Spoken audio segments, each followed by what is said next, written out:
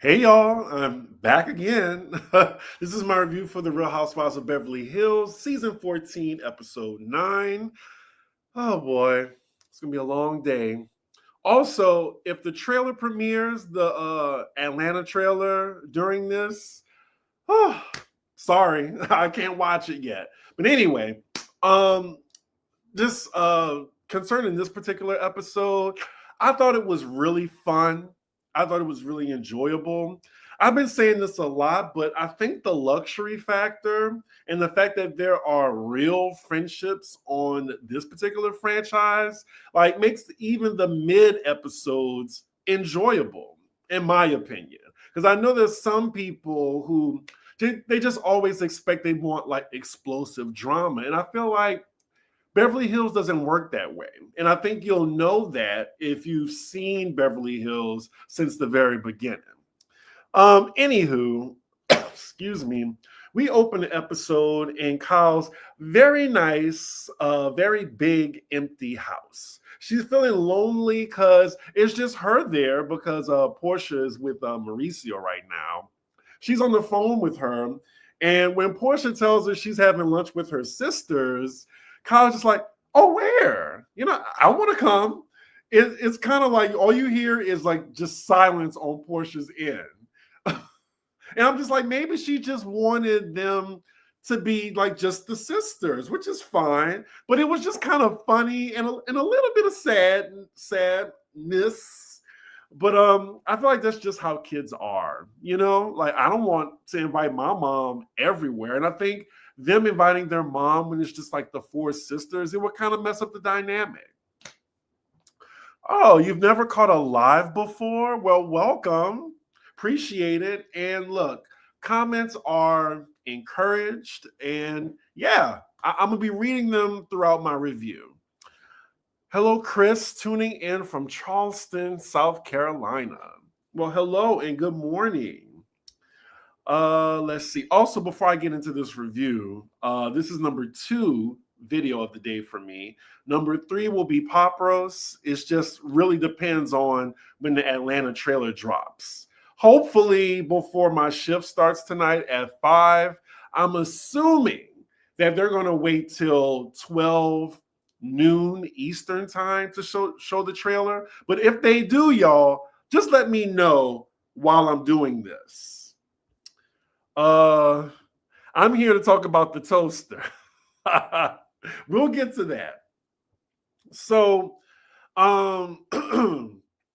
let's see, where was I? Okay, so after she talks to Portia, she calls Erica on FaceTime, and already Erica is talking to Kyle about, her beef with Dorit and how it just needs to stay between those two only. Because I'm sure she felt this way because Dorit called her ass out in the last episode because it seemed like she's favoring Kyle over Dorit in this moment, even though Kyle is dead ass wrong. She calls the other ladies, Erica, the board of directors because they're getting themselves involved. And I feel like Kyle has openly and willingly involved the other ladies. Kyle is again playing victim. She's just like, my marriage is in question, my personal life, my integrity. It's just like, girl, do you ever get tired? I don't think she gets tired of playing the victim. I wanted to name this review Queen of the Victims, but I decided against it because so many of my titles have been dedicated to Kyle's contradictions and lying. But she says that she's going to have another conversation with Dorit and be done with it afterwards. She could take it or leave it. I love when y'all tell me where y'all tuning in from. South Africa. I feel like I have a lot of people that tune in from South Africa. Greetings. LA, you're up early. You stay killing the game with these shirts. Oh, well, I appreciate it. The shirt of the day, I got this during the panty and the lockdown. And I'm just like, how cute is this shirt? I got this off of, I believe, T Public. It's in the description below where I get my shirts. I think the link is still up, and you get like a little discount if you use my code.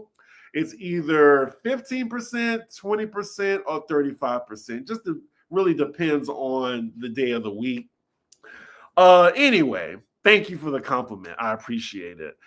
Next scene is Bose meeting up with Dorit for lunch, and they're both giving fashion. I love it. Now, before they jump into the conversation, I just want to point out that Dorit asked Bose what's going on with her first, but Bose insisted that Dorit tell her what's going on instead, because I know a lot of y'all are just trying to say that, oh, well, Dorit keeps trauma bonding or something, like dumping her trauma on Bose. And it's just like, Bose wants to hear what's going on in Dorit's life. And I think she explained it. It's just like, in her corporate background, she's just so used to fixing problems, and she just wants to hear Dorit's problems. And she says she's a good listener, you know? So I don't know. I still think their friendship is genuine to me. It lasted long after the show, and I'm pretty sure it's going to go into the reunion.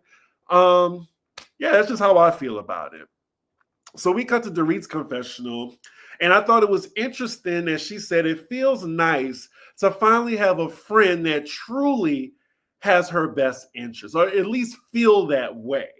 And for her not to feel that way, you know, with Kyle or Erica, just speaks volumes. And I think she's experiencing for the first time being on this show a genuine friendship compared to a friendship of convenience, maybe, or a friendship alliance that she's used to.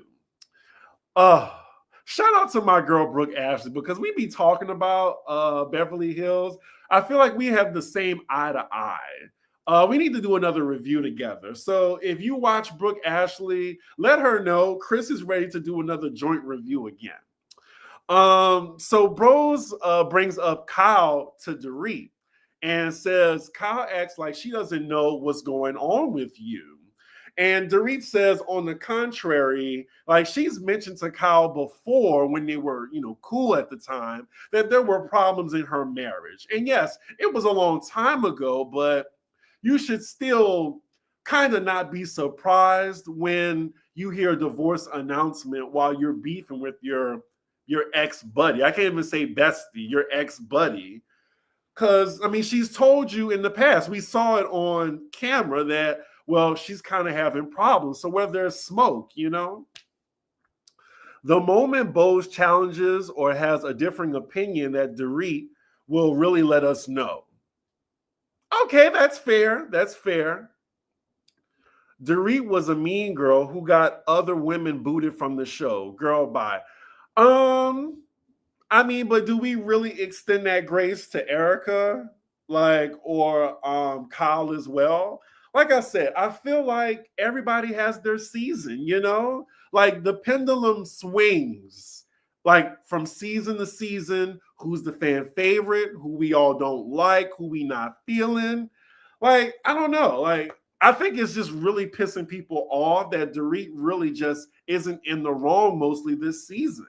And I'm trying my best to be a good reviewer and not be biased, because I feel like that's the best reviewer of these shows, someone that can be unbiased, because y'all used to know, like, go back. I mean, I used to, how many reviews I've been doing since Beverly Hills? Like at least 3 years. My foot has been on Dorit's neck, especially when it came to Garcelle. So I just want people to miss me when it comes to like how I'm giving Dorit grace this season.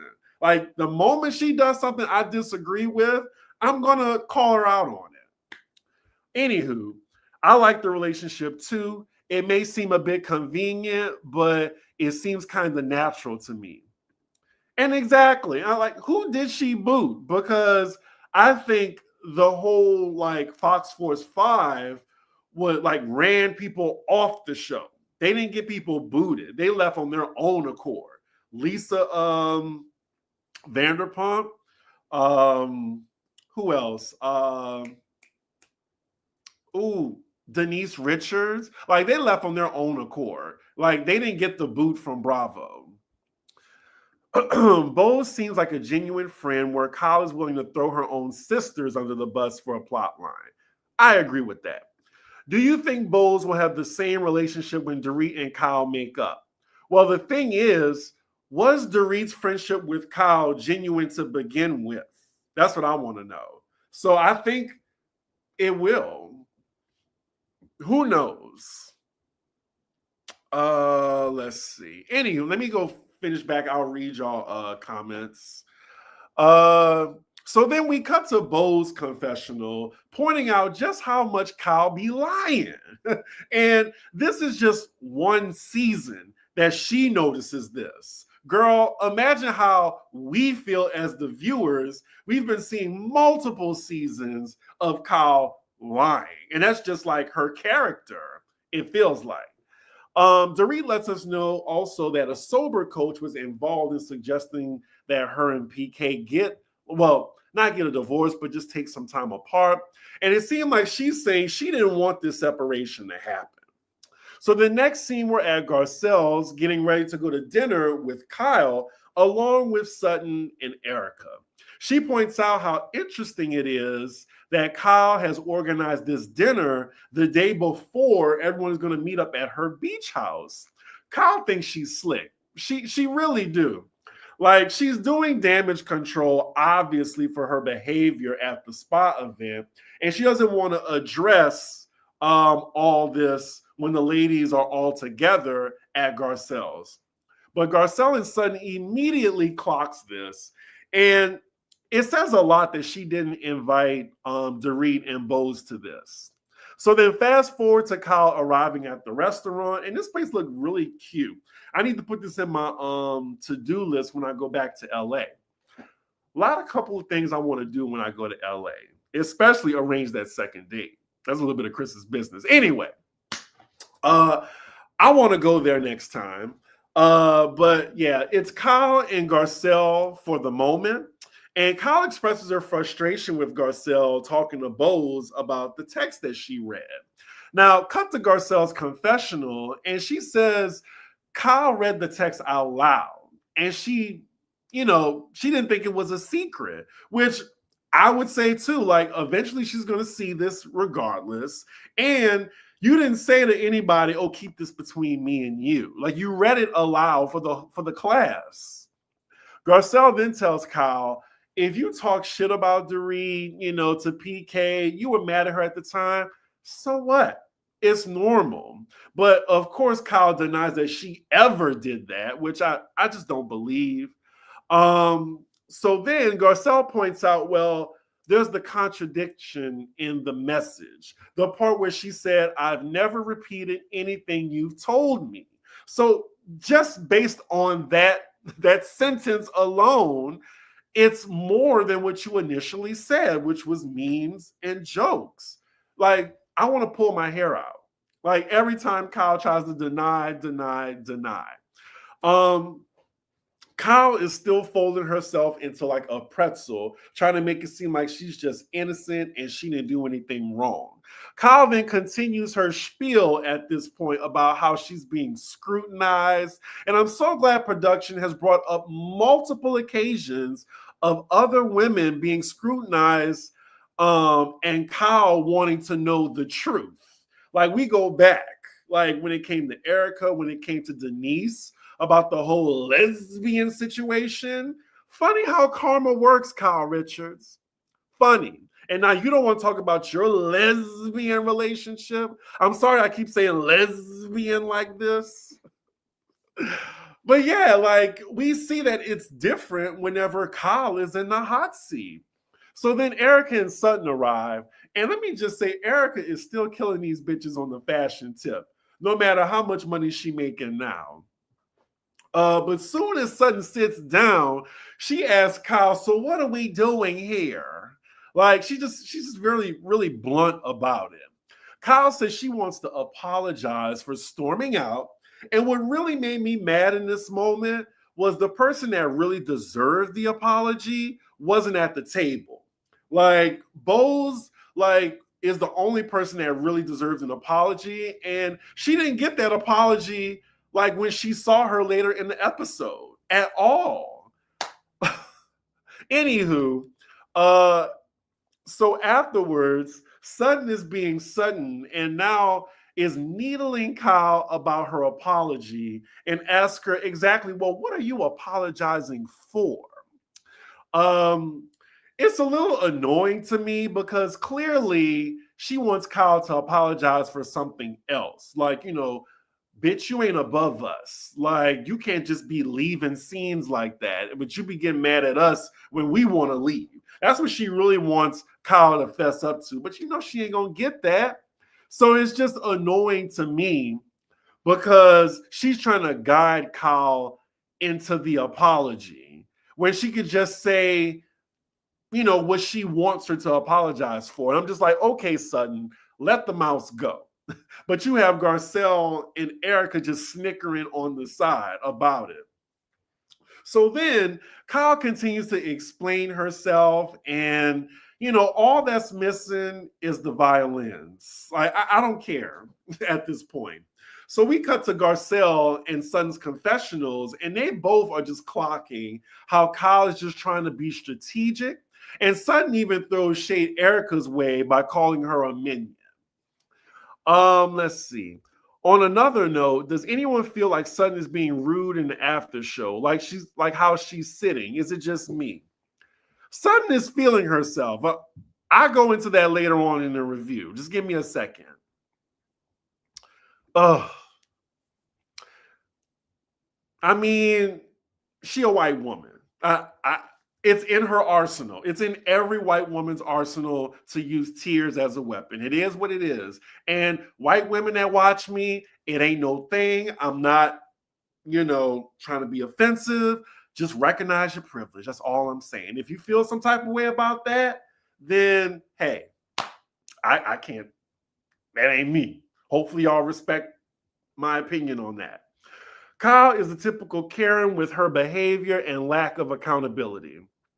Sutton was being a bitch this episode, and Bose needs a storyline. Well, I agree with one of those. I feel like Bose is just getting on the show, and she's just being opinionated, which is what we want out of her. We don't want her to just sit there and listen all the time. I don't care. I like Sutton in this moment. Don't throw some BS apology. Say what you really want to say. Is it me, or is production also in on the Kyle takedown this season? LOL, they want that lady gone. I know, so they could push in Lisa Vanderpump. Okay, so next scene, it's the day of Garcelle's gathering at her beach house. I noticed Sutton referred her party planner from the first episode to Garcelle. Very nice of her. She's very excited to show off her house, and I don't blame her. It's a really nice beach house. I wonder if she rents it out for Airbnbs. I think that would be the perfect setup for it, but maybe she don't want strangers in her house. Ooh, there's a stranger in my house. Anyway, we then see all the ladies meeting up at Kyle's house. So they're all be driving down together. Bose arrives first and then even points out how Kyle did not give her an apology for storming off from her event. Dorit arrives last, and when she's asked how she's doing, she tells them that her son, just asked her recently, is she getting a divorce? And she's trying to navigate that conversation. Now, as she's in the middle of talking, Sutton interrupts her and says they need to get a move on. Now, I get it. Your friend is waiting on them, but I thought that was hella rude. She's talking about her kids in this moment. She's not talking about what she had for dinner or some gossip. She's talking about her kids finding out that they might be divorcing. And I just thought that was a little bit mean, real bitchy, even for Sutton. So I also think that Sutton wouldn't have done that to anybody else in that group. And she really would have had her head bitten off. But because it was Dorit, she would have thought it's okay. I really think Sutton has been showing her ass this season. And I think it's because y'all and me, have gassed her head up. I hope she knows, like I said earlier, that the pendulum swings season to season. So we'll see, by the reunion how things are. Later on, the ladies arrive at Garcelle's. They came with housewarming gifts, and Jennifer Tilly, not to be outdone, gifts Garcelle a Dolce & Gabbana toaster. Excuse me, only on Beverly Hills, y'all. And that's why I love this franchise. Here you go. Here's a $700 toaster, like it's nothing. Nothing. And the fact that it matches Garcelle's pajamas is even more funny. So the plan is drinks. They're all going to change into pajamas and head to the beach. Now, Garcelle, this is cute and all as they arrive to the beach, but she basically kind of copied Kathy Hilton's event. It's like almost the exact same setup. It's nice though. It's nice. I'm just pointing it out. Like we've seen this setup before. Like they've already had the bartender on the beach. Like she already have games situated. I'm just like, we could think of something else now. We could think of something else. Let's see. It was rude, but I understand Sutton. I'm ready to go, and it was ruining the vibes. I mean, I get it, but they did ask Dorit how she was doing and what was her mindset. Sutton did say the kids would find out, so she wasn't wrong. The delivery was off. Exactly, but I'm just saying, wrong messenger. She knows her relationship with Dorit. Why you keep poking the bear? And it looks like, later on in the season, it's going to be more so of Dorit versus Sutton. Well, Garcelle actually said on Watch What Happens Live that she doesn't use the toaster. It's just there. I mean, hey, I think I wouldn't use it either. Like, that's just like something that you just have as a collector's item or something like that. So is Garcelle selling loungewear now? I don't know. Like, was that her brand? I just thought it was just random pajamas that she bought. All right, so let's see. Later on, we see Kyle approach Dorit away from the other ladies to talk. So Dorit tells Kyle that she sees her as a friend and she wants to salvage their relationship. She gets into what the text Kyle read to the group, what it means to her. And she says she understands Kyle's intention behind the text to PK. But when you send that to someone when they're in the middle of a separation, where does your loyalty lie? Like, I love this scene because Dorit, she really broke it down in a way I think Kyle could understand, as well as, to the audience as well. Like, well, I think we knew. I think Kyle just didn't know. Or she's just ignorant or whatever. But she says, like, because if you're my friend, and even if you send that message to my ex, I would damn sure expect you to share any information you feel that would help me, your friend, who you're loyal to. Like, who are you loyal to in this situation? You can't be loyal to both of us. It'll work like that. You're my friend. You're my friend. Like, I'm just so glad Dorit pointed that out. Like, are you a girl's girl or not? Like, Kyle is a broken record right now saying, I certainly have never talked bad about you to PK. I didn't know anything. Whatever. But here's the thing. I wanted to bring this up as an example on how Kyle operates. And I don't think any reviewer has mentioned this. Correct me if I'm wrong, but let's just look at the current situation with Teddy's divorce. Now, use that as an example, y'all. Are you texting Teddy's husband? Are you saying, oh, well, I hope we have, the same friendship and you can talk to me? Like, no. Like, even though it was Teddy's husband that was cheated on, it was Teddy who did the cheating. And of course, your loyalty is with your friend, correct? Correct? Right. I really hope somebody brings this up at the reunion, y'all. Or maybe I'm going to just ask Andy myself.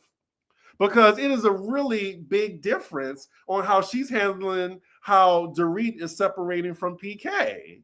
Like, Teddy is living with Kyle, y'all. Y'all remember that? Teddy is living in that house too. That is like loyalty on Kyle's end.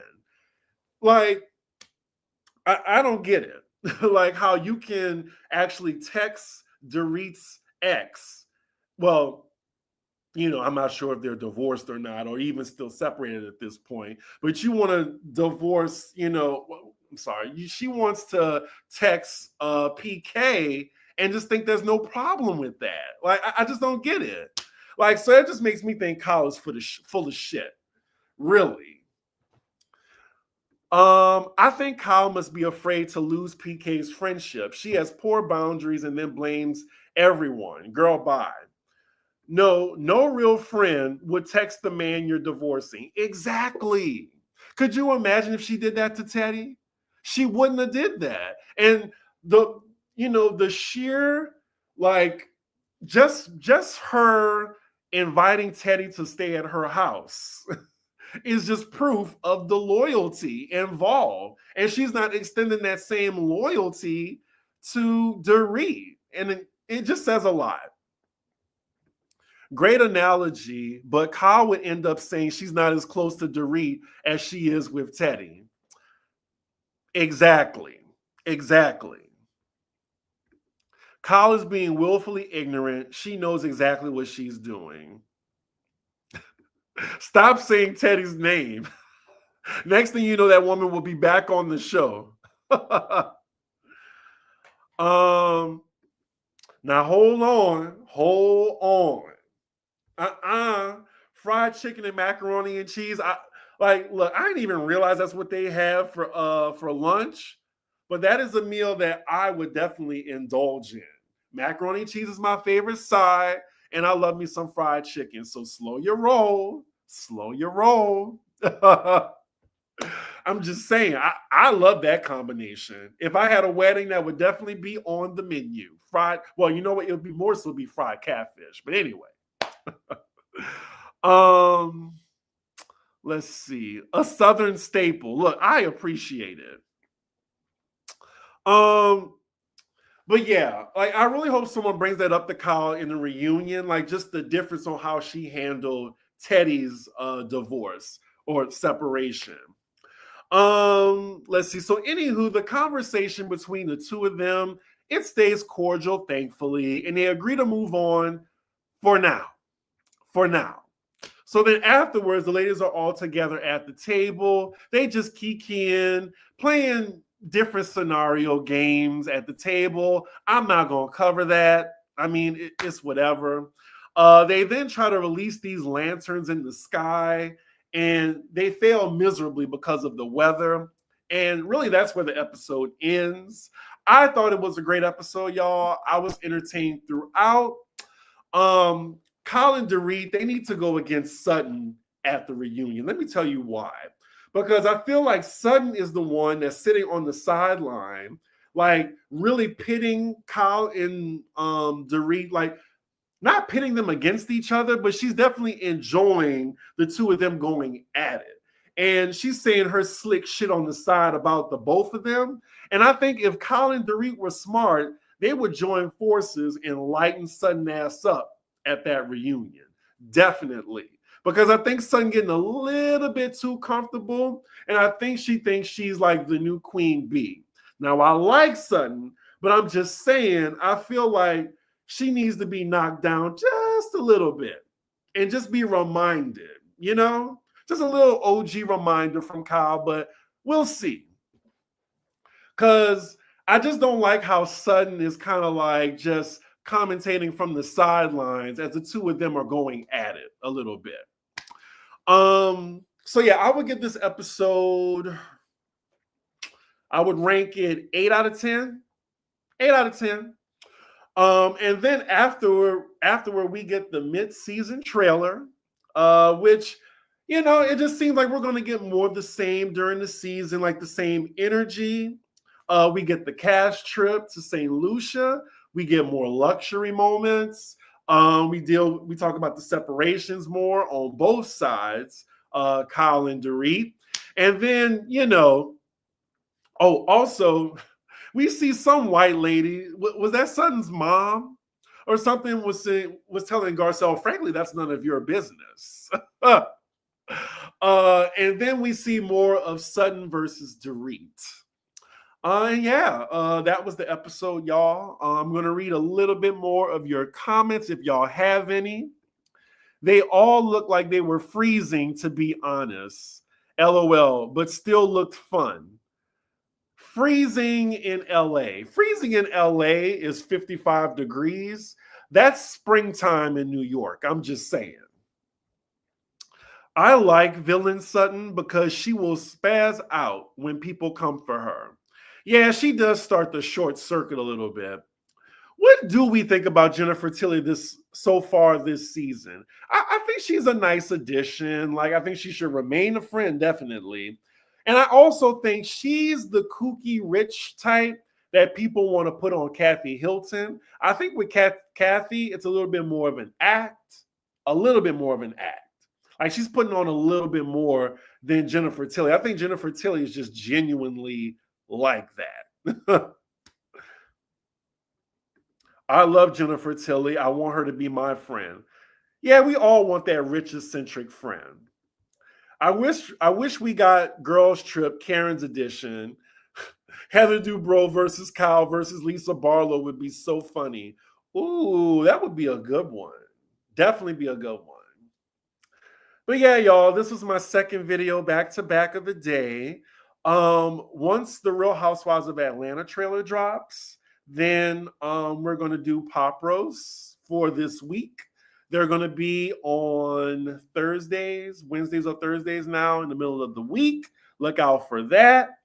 What else I have coming? If you're a subscriber of my Patreon, I will be doing a season review of Wags to Riches. I finished watching that this morning, and I definitely have thoughts. I have thoughts, y'all. And of course, Salt Lake City Reunion Part 2. And then I'll be caught up. I will definitely be caught up. Jeez. A ninja work a lot. And then I gotta bartend tonight too. Whew, I'm tired. Anyway, I'm gonna depend on this Celsius, and I'll see y'all later for Pop Roast, y'all. With that, make sure you like, comment, and subscribe, and I will see y'all for the next episode.